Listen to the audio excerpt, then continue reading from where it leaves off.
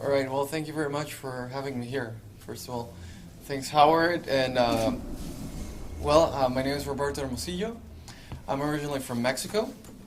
I was born and raised there, and then I came to the U.S. to study guitar. I studied my undergrad with Christopher Parkening at Pepperdine University, and then I lived in Spain for a year.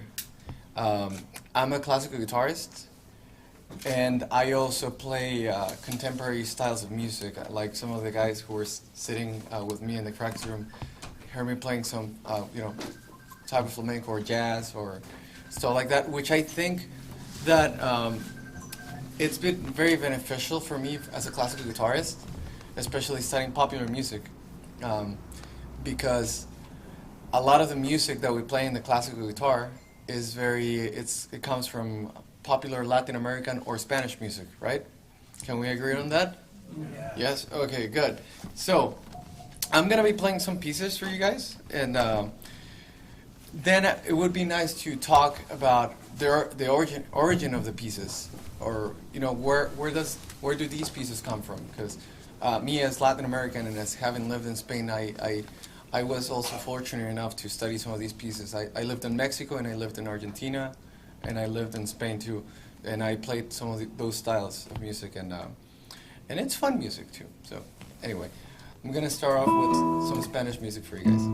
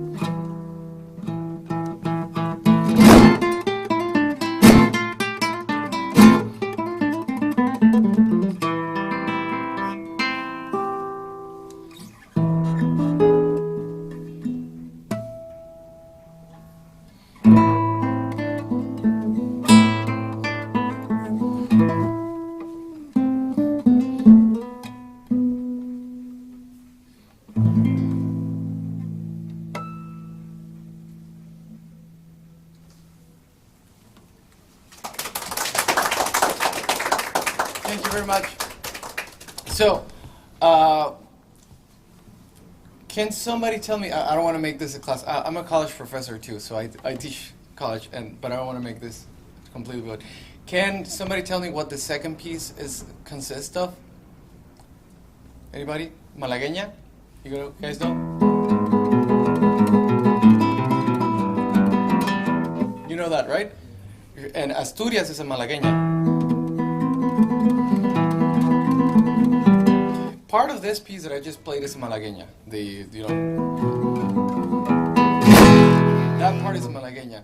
And this piece, I feel like in order to interpret it well, you have to first listen to a malagueña, and second, listen to a flamenco singer. Because the second part, I believe, is the singer coming in. The piece is called Rumor de Copla. In Spanish, Rumor de Copla means rumor of copla, which copla is a song, a southern Spanish song. And I think that once you actually, and from living there and listening to flamenco players, you can really understand what is happening in the piece. It's like the guitar comes in here, right?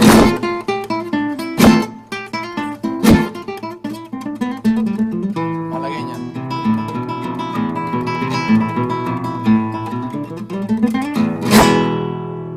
And then the singer comes in, a flamenco singer.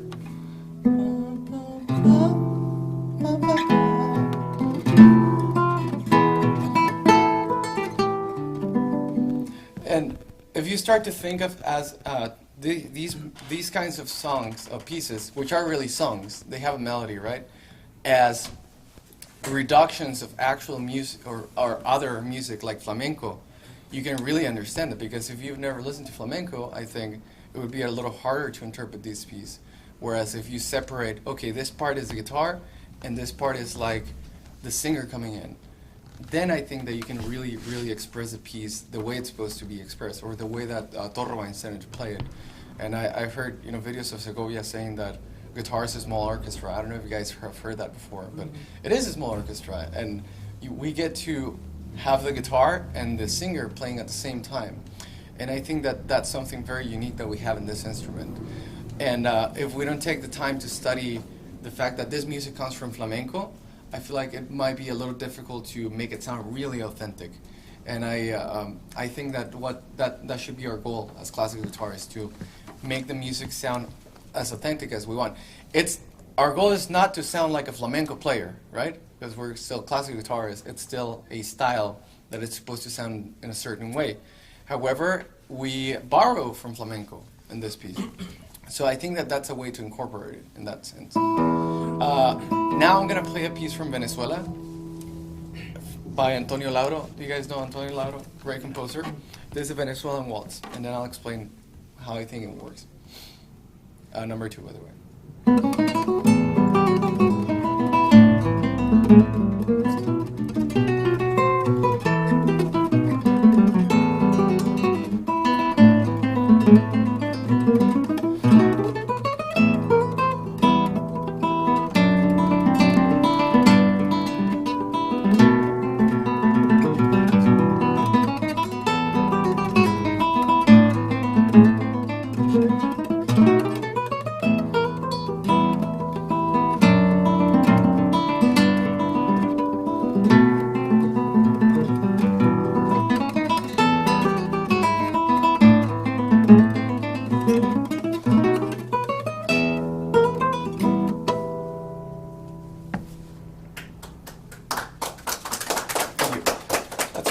Shorter version.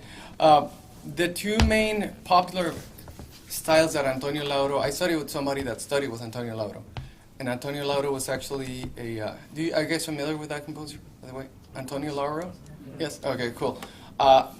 One of my older teachers is from Venezuela, and he was Antonio Lauro's student. And I got to play a lot of Venezuelan music for years, like pasillo. Like all that pasillo stuff. And he taught me how that music actually comes from bandola, which is joropo and Venezuelan waltz. And joropo, you can really tell that Antonio Lauro was thinking about that music. Antonio Lauro actually played in trio music. He was a popular musician for years. You guys know trios, like 3 men with guitars come to the balcony and serenade a lady? Antonio Lauro actually made a living doing that for years. and he used to play that kind of stuff. So when I hear this kind of music, I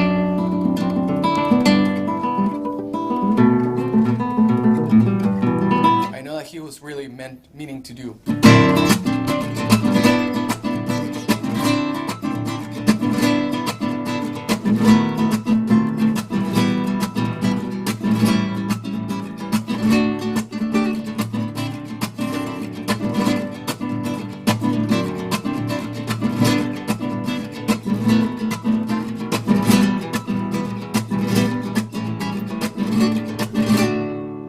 Right? And that's the actual rhythm of joropo, which would be playing in a tiny, tiny little guitar with 4 strings called bandola. So I think it's very important to, well, and that, again, that's just my opinion, right? To listen to joropo, listen to how bandola sounds like, because Antonio Lauro wrote that thinking about that little instrument, and that's why we have these rhythms. And I think that if you want to make it sound the way it should sound, it's good to go back and listen. Okay, bandola, joropo venezolano, YouTube. Everything's out there for free.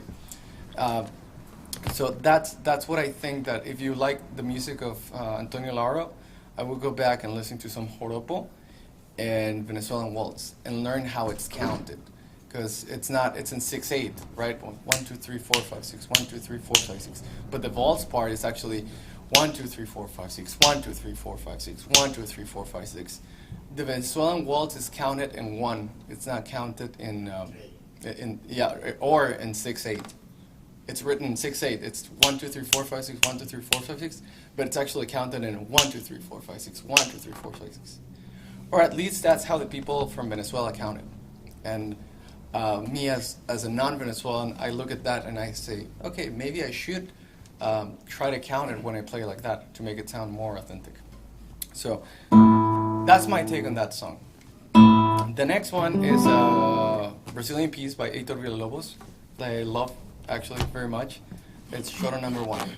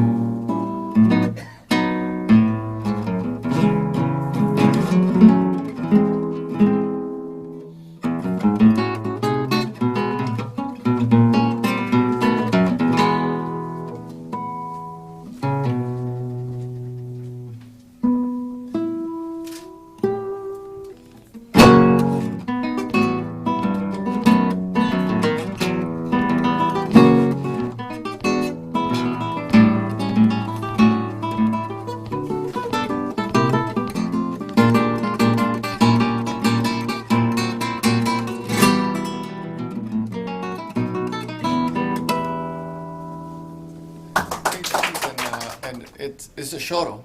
It's a choro is Choro típico, de dar más yeah, choro típico number one, and I had a really good friend from Brazil who played original choro, which it's played on a 7-string guitar, and they do this weird thing called bacheria. And I remember that it also comes from playing batucada. You know, batucada has these, it's an ensemble percussion, and I played in a batucada before. And when I play this piece, I remember the zurdos, which are tum, pa, tum, pa, tum, pa. It's like those basses like, those basses are, that's why you probably notice that I dance a little when I play. It's unintentional because To keep rhythm. Mood, eh? huh? To keep rhythm. Yeah, it's it.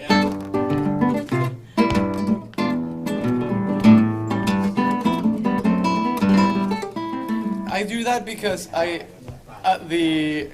when I was in Batucada ensemble, we have to dance. Yes, you dance and you play the drums at the same time.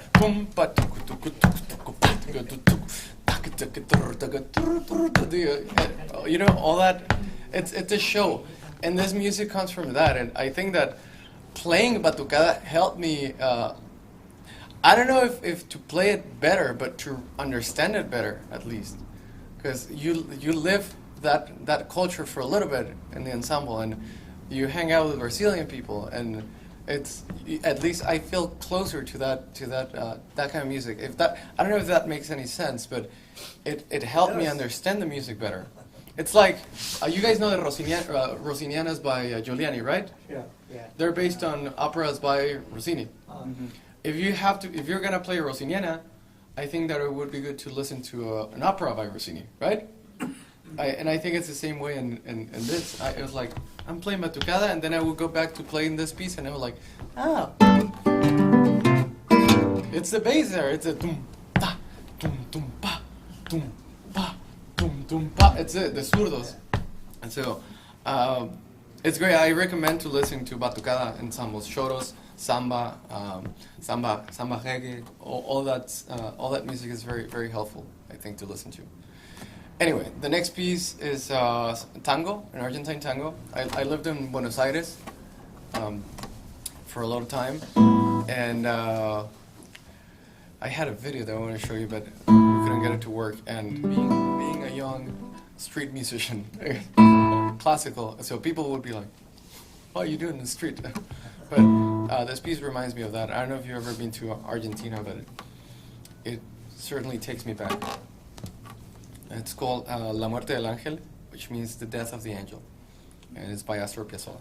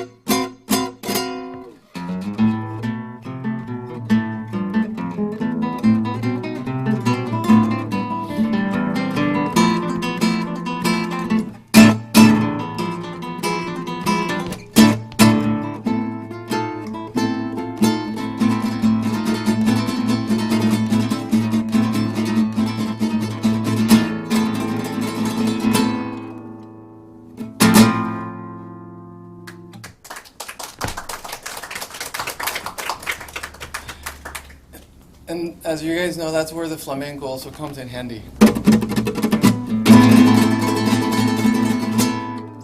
Right? Do you guys know how to do this? Huh? No? Well, I can explain. I'm asking so that I can explain it. There's two ways to do it. There's the abanico, which is 3 fingers, so up, then so P, A, I, oh, like this with 3, and then starting adding the others.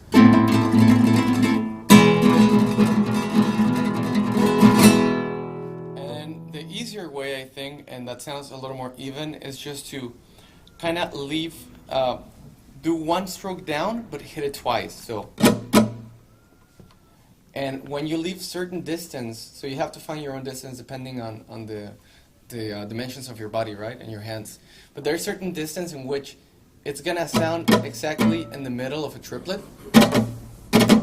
So 1 strum, it always comes from your wrist, right? It has to be like this, always, because I can do that forever. There's actually a song that is an accompaniment just, and I can do that forever, and I'll never get tired. So I do 1 strum down and the other one up, until eventually, after practicing for many, many days, I'll get it to sound even, hopefully. Last one is just, following along the same lines. It's there's an American piece by Andrew York, Sunburst, and I think that I see a pattern. And are there any composers in the audience? People that write music? Because especially you guys who are from Vietnam, I think I see this. You've probably seen this pattern already, that a lot of composers, Tárrega incorporated flamenco things into romanticism. Barrios incorporated Paraguayan music into romanticism. Lauro incorporated, everybody incorporated the music of their country. Andrew York is arguably one of the most successful composers for guitar today, and he incorporated the music of this country too. So it's a pretty simple pattern that you guys probably seen already. He incorporates jazz. He used to be a jazz player, actually, a jazz and a classical player. I've met him before, and I've asked him, like, one time they told me, "Can you entertain Andrew York for an hour? Go take him for coffee or something." I was like, "Sure." So I went and took Andrew York for coffee, and he was a jazz player. He's a very interesting man, and so he used to be a jazz player, and he learned to combine jazz with classical guitar. And I think there's no accident that he's so successful. He's combined something that people are really familiar with classical guitar, and he's very successful with it, I think. And I asked him of this middle section that sounds kind of like Pat Metheny.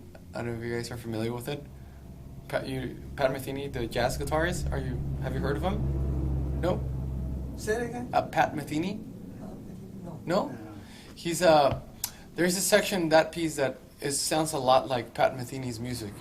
And I asked him, and he was like, yeah, he kind of borrowed it from me. It was like a wink, right? Mm-hmm. So he borrowed from jazz, as well as which is an American music, right?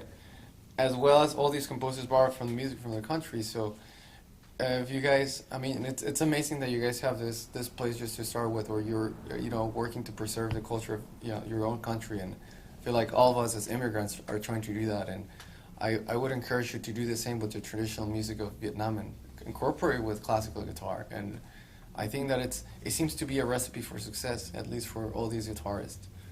And thanks for having me here again. Thanks to Howard, and thank you to you guys. You seem like really awesome people, so it's good to play for you. And just gonna close by playing that piece, Sunburst by Andrew York. I hope you enjoyed it.